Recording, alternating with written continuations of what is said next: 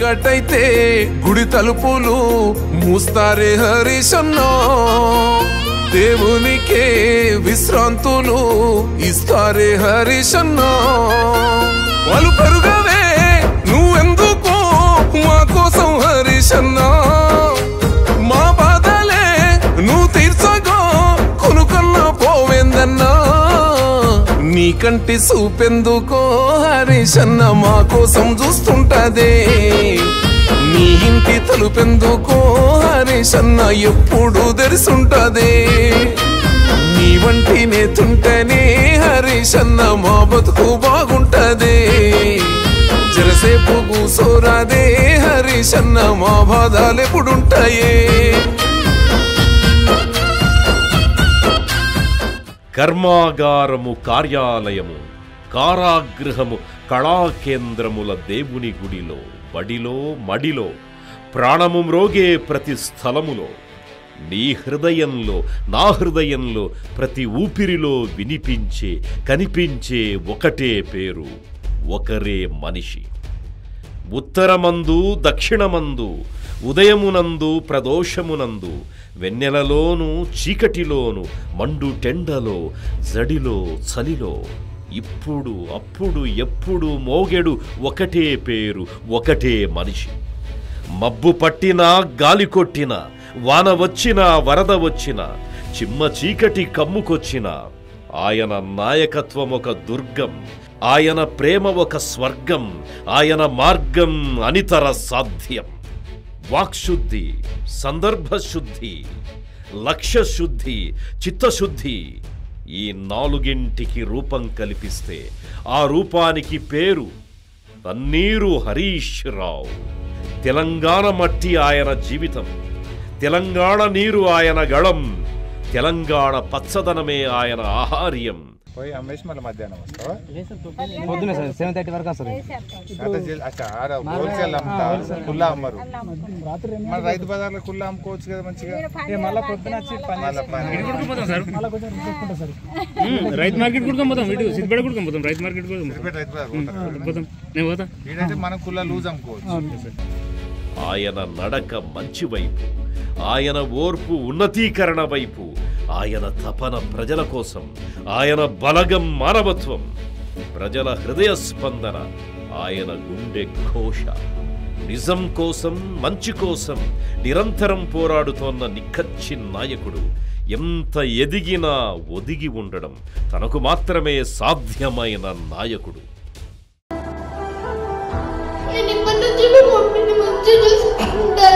మా మమ్మీకి మంచి పేరు చూస్తాను మా మమ్మీ డాడీకి వాల్యూ వాళ్ళ పేర్లకి వాల్యూ ఇస్తాను ధన్యవాదాలు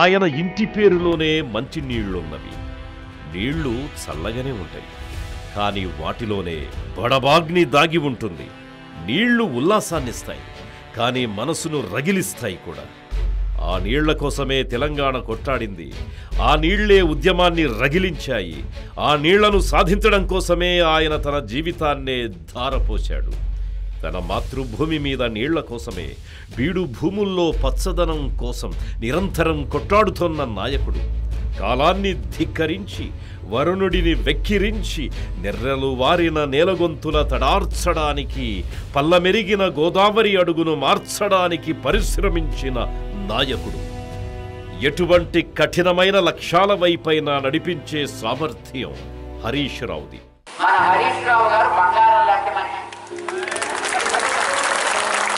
అంటే అర్థమేంటి బంగారం లాంటి అంటే ఒకప్పుడు త్వరగా మీకు వెళ్ళిపోవడానికి కాదు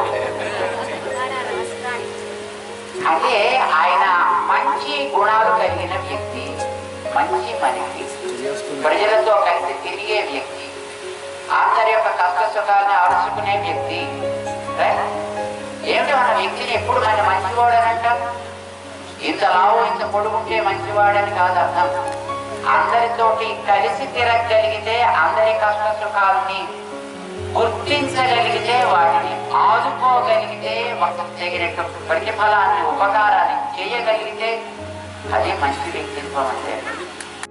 మీ నియోజకవర్గ శాసనసభ్యులు మంత్రి గారు హరీష్ రావు గారు నాతో మాట్లాడుతూ కరువుకి శాశ్వత సెలవు మా దగ్గర అని చెప్పినప్పుడు ఆయన కళ్ళు మెరిసిపోయి ఎంత ఆనందపడిపోయారో. గోదావరి జలాలు ఇక్కడికి తెచ్చుకున్నాం, ఇన్ని 1,00,000 ఎకరాలు ఇప్పుడు సాగుబడిలోకి వచ్చింది, ఎంత ఆనందంగా బ్రతుకుతున్నారో ప్రజలు. ఆయనకి ఆ పంటలో 10వ వంతు వస్తుందా ఏమైనా అంటే అందరి సంతోషం నా సంతోషం. అది సర్వోత్కృష్టమైన భావన. త్యాగేనైకే అమృతత్వమానసు. నేను ఎందుకంటున్నానంటే బాంధవ్యం ఒక్కటే. అంతమంది ఆనందం చూసి ఆయన ఆనందించాడు, చాలు నా ఆనందానికి. అంతమంది ఆనందానికి కారణమై పొంగిపోయారు మీ మంత్రి గారు హరీష్ రావు గారు, చాలు నాకు. ఆయన గురించి విని నేను పొంగిపోయాను. 10 మందికి ఉపయోగపడిన వాడిని చూస్తే సంతోషపడతాం, కానీ 10 మందిని బాధ పెట్టిన వాడిని చూసి ఎవరు సంతోషిస్తారు లోకంలో? అది మాంగళ్యం. ఎప్పుడు మనిషిని లోకంలో గౌరవం, మనిషి గౌరవం ఎలా ఉంటుందంటే పదవిని బట్టి ఉండదు. పదవి ఉన్నా లేకపోయినా నేను మొహమాటం లేకుండా చెబుతున్నా. 294 మంది ఎమ్మెల్యేల గురించి మాట్లాడతాను నేను. 119 కాదు, 175, 119లో మొదటి ఓటు ఎవరికి వేస్తానంటే హరీష్ రావు గారికి వేస్తాను. పదవిలో ఉన్నా లేకపోయినా ఒకటే మాట, ఒకటే తీరు, ఎప్పుడూ సంస్కారం. నేను 10 ఏళ్ళుగా మాట్లాడుతున్నాను. నేను మంత్రి పదవి ఉన్న రోజులు ఉన్నాయనికి, లేని రోజులు కూడా ఉన్నాయి.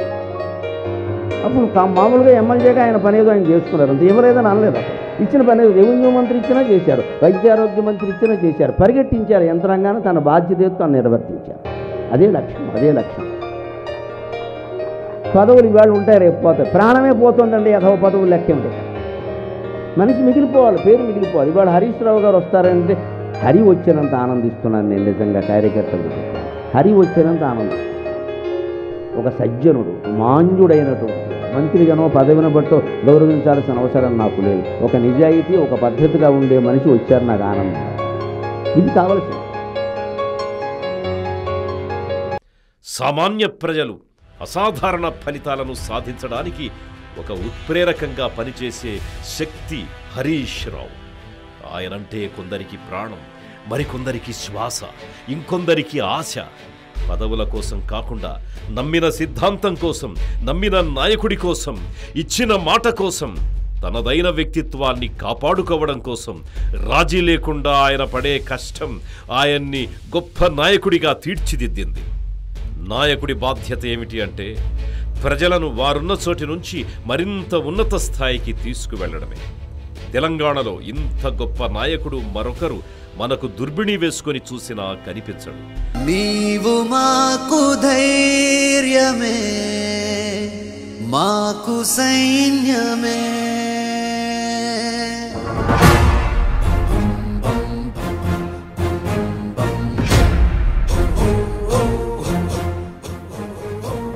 పడుకేస్తే మురిసే నేల, వరి పంటై చిగురించేలా, కలకలలాడుతూ పైరెదిగేలా అన్నా మా హరీషన్న. ఈ మన్నుకు రుణముందన్న, మీ పిలుపింటే ఆకాశాల గంగమ్మ దిగి వచ్చేలా, గలగల గలగలమని పారేలా అన్నాను. మా దాహాన్ని తీర్చావన్నా మాయన్న హరీషన్న. కొండన్నా మా అండవు నువ్వన్నా మాయన్న హరీషన్న. నువ్వే మా గుండె చప్పుడు పోయన్నా. పార్టీలకు అతీతంగా, రాజకీయాలకు అతీతంగా అందరికీ ఆప్తుడిగా మెలగగలగడం ఈనాటి రాజకీయాల్లో హరీష్ లాంటి వారికి తప్ప మరొకరికి సాధ్యం కాదు. కార్యక్షమతకు ప్రసిద్ధుడైన హరీష్ లాంటి నాయకుణ్ణి మనం సమీప భవిష్యత్తులో చూడలేమేమో. పని రాక్షసుడు అంటే ఎవరంటే హరీష్ రావు గారు. తెలంగాణలో రాజకీయ నాయకుల్లో అత్యధికంగా హార్డ్ వర్క్ ఎవరు చేస్తారు, నిద్రపోకుండా హార్డ్ వర్క్ చేస్తుంటే హరీష్ రావు గారు అధ్యక్షుడు. అలా నాకున్న కొంతమంది హీరో స్టేజ్ మీద కూర్చున్నారు హరీష్ రావు గారు. ఈ తరం యువ రాజకీయ నాయకులు, అందరికీ ఎంతో ఆదర్శంగా నిచ్చే నాయకులు, అందరికీ అందుబాటులో ఉండి ఆప్యాయంగా ట్రబుల్ షూటర్ గా పేరు. One of the best leader in India Harish Rao. Proudly I can say one of the best leader Harish Rao. ఇలా హరీష్ రావు గారు ఇంత కార్యక్రమాలు చేస్తున్నాడు. ఇప్పుడు ఇక్కడ పోయినా కానీ హైదరాబాద్ బట్టి కూర్చోడు, ఏదో చేస్తూనే ఉంటాడు. అంటే అంత ఇష్టం. హరీశ్వరరావు గారిని చూస్తే ఆయన ఇన్స్పిరేషన్ గా తీసుకోవాలి.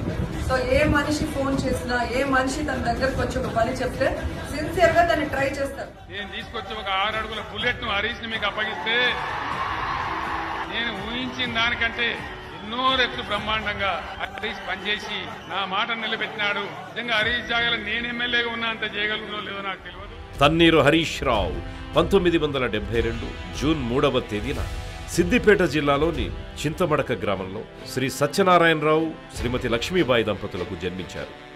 కరీంనగర్ జిల్లాలో ప్రాథమిక విద్యాభ్యాసం చేసిన అనంతరం పాలిటెక్నిక్ ద్వారా డిప్లొమా పూర్తి చేసి వరంగల్ కాకతీయ విశ్వవిద్యాలయం నుంచి పట్టభద్రులైనారు.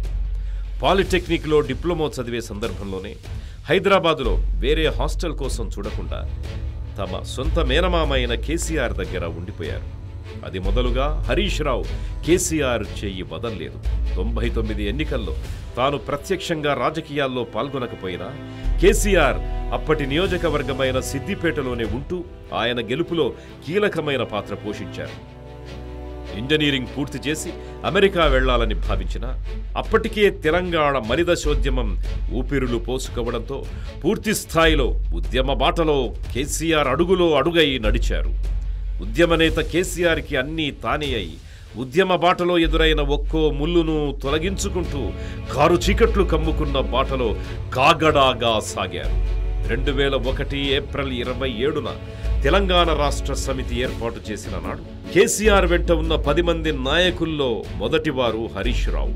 2004లో 32 ఏళ్ల వయసులో తొలిసారి సిద్దిపేట నుంచి ఎమ్మెల్యేగా హరీష్ రావు చట్టసభల్లో తమ ప్రస్థానాన్ని ప్రారంభించారు. అప్పుడే వైఎస్ మంత్రివర్గంలో మంత్రిగా పనిచేశారు.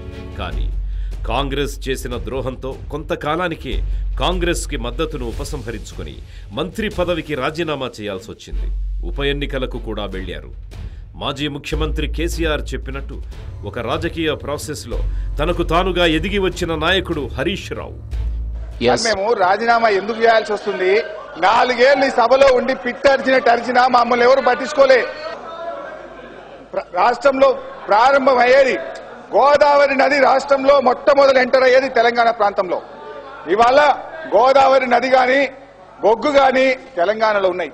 మా రామగుండం థర్మల్ పవర్ స్టేషన్ ను ఎక్స్పాన్షన్ చేయాలని చెప్పి కొన్ని వందల సార్ల మా తెలంగాణ ప్రాంత శాసనసభ్యులు గాని అక్కడున్న వర్కర్స్ ఎన్నో సార్లు చెప్పినాం. అది Ramagundam thermal power station 62.5 megawatts, అది అక్కడనే ఉంది. నీళ్లున్న ప్రాణహిత చేవలకేమో నిధులు ఇయ్యరు.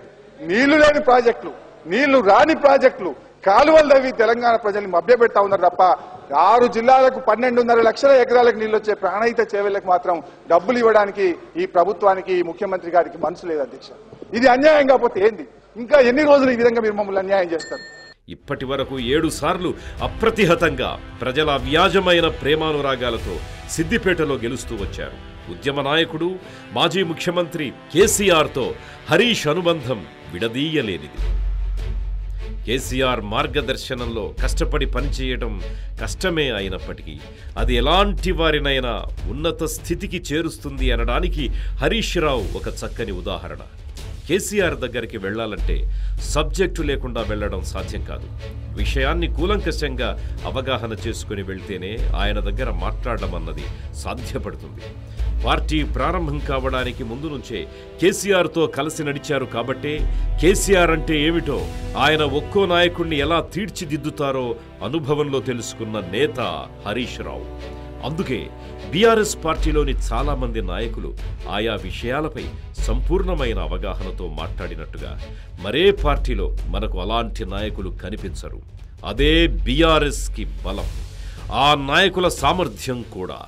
2009లో నవంబర్ 29న రంగధాంపల్లిలో నిరాహార దీక్ష సందర్భంగా హరీష్ రావు తన మీద పెట్రోల్ పోసుకున్నారు. ఈ విషయంలో చాలామంది ఆయన్ను ఎద్దేవా చేశారు, ట్రోల్ చేశారు. కానీ ఆ సందర్భం అత్యంత సెన్సిటివ్ అయినది. ఒక భావోద్వేగ విస్ఫోటనం జరిగిన సందర్భం అది. ఒంటి మీద పెట్రోల్ పోసుకోవడం అంత తేలికైన విషయమేమీ కాదు. కానీ అందుకు నేపథ్యం తమ నాయకుడు కేసీఆర్ నిరాహార దీక్ష కోసం వేదికను సిద్ధం చేస్తున్నారు. ఆ సమయంలోనే ఆయన్ను అరెస్టు చేసి ఖమ్మం తరలించారు అన్న వార్త అందింది. ఆ క్షణంలో, ఆ ఉద్విగ్న వాతావరణంలో హరీష్ రావు ఒంటి మీద పెట్రోల్ పోసుకున్నారు. ప్రత్యర్థులు ఆరోపిస్తున్నట్టు అది ముందుగా వేసుకున్న ప్రణాళిక కాదు. తెలంగాణోద్యమంలో ఇలాంటి అనేక సన్నివేశాలను ఎన్నో చూశాం. 2001లో మలిదశ ఉద్యమం ప్రారంభమైనప్పుడు ప్రతిపక్షంలోనే ఉన్నారు హరీష్ రావు. 2014లో అధికారంలోకి వచ్చాక తెలంగాణ పునర్నిర్మాణ బాధ్యతను నెత్తికెత్తుకున్నారు. మొట్టమొదట తెలంగాణ ప్రధాన నినాదమైన నీళ్లను సాధించే పనే హరీష్ రావుపై పడింది. పాలనలో ఉండడం బాధ్యత. ప్రతిపక్షంలో ఉన్నప్పుడు కూడా ప్రజా సమస్యలపై ప్రభుత్వాన్ని నిలదీయడం తేలిక, కానీ అధికారంలోకి వచ్చాక బాధ్యతలు నిర్వహించడం చాలా కష్టమైన పని. అందున సాగునీరు, తాగునీటి బాధ్యత మరింత కష్టతరం. తెలంగాణకు నీటి కష్టాలను తీర్చడానికి ఆనాడు ముఖ్యమంత్రి కేసీఆర్, నీటిపారుదల శాఖ మంత్రిగా హరీష్ రావు అహర్నిశలు శ్రమించారు.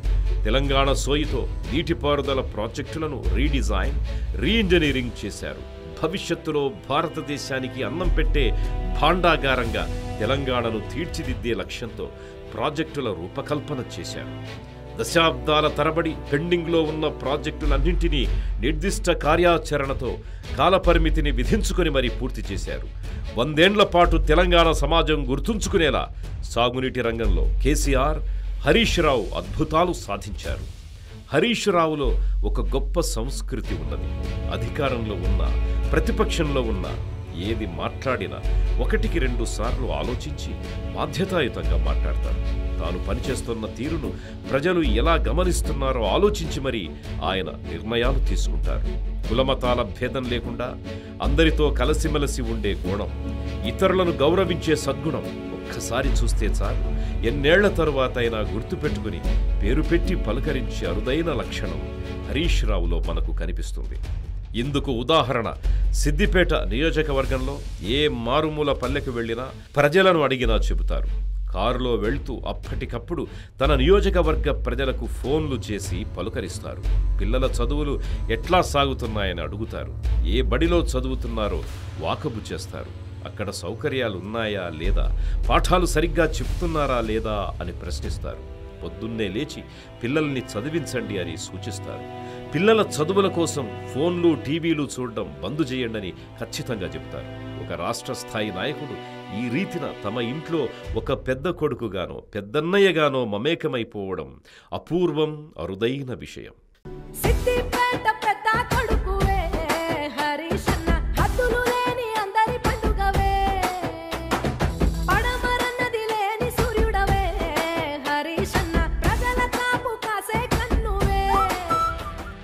చిదంబరం తెలంగాణ ఏర్పాటును ప్రకటించిన రోజు, తెలంగాణ ఆవిర్భవించిన జూన్ 2, తనను 1,00,000 మెజార్టీతో సిద్దిపేట ప్రజలు గెలిపించిన రోజు తన జీవితంలో మరచిపోలేనివని హరీష్ రావు పదే పదే చెబుతుంటారు.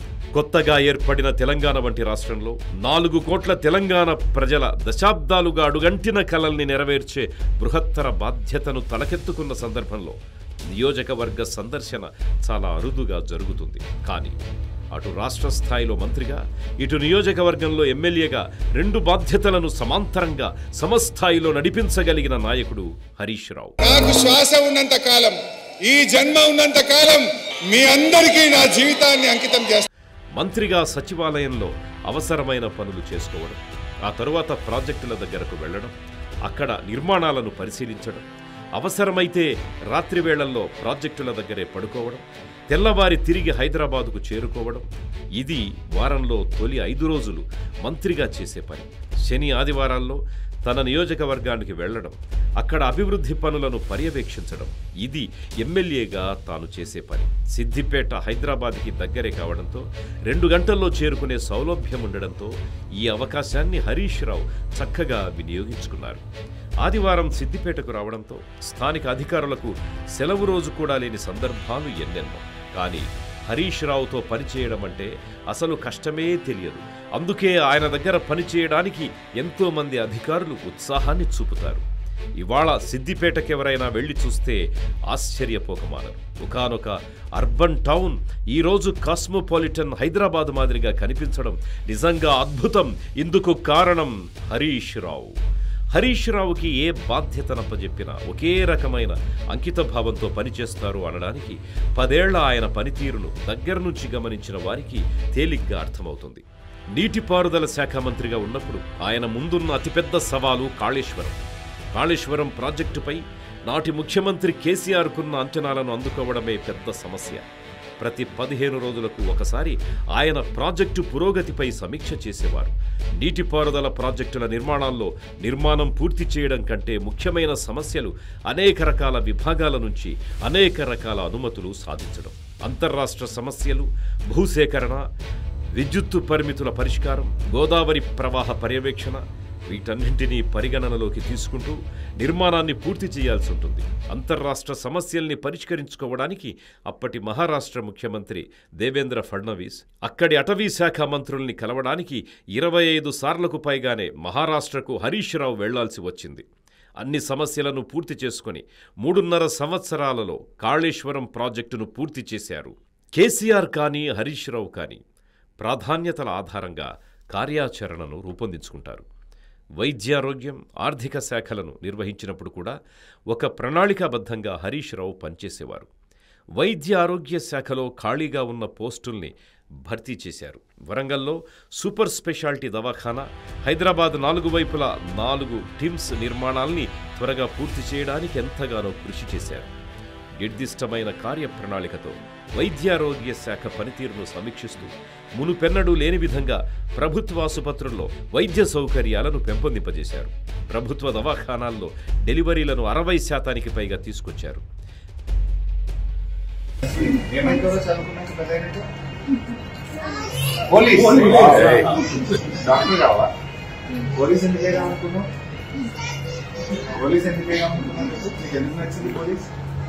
ఆపంగానే అందరు ఆపేస్తారా?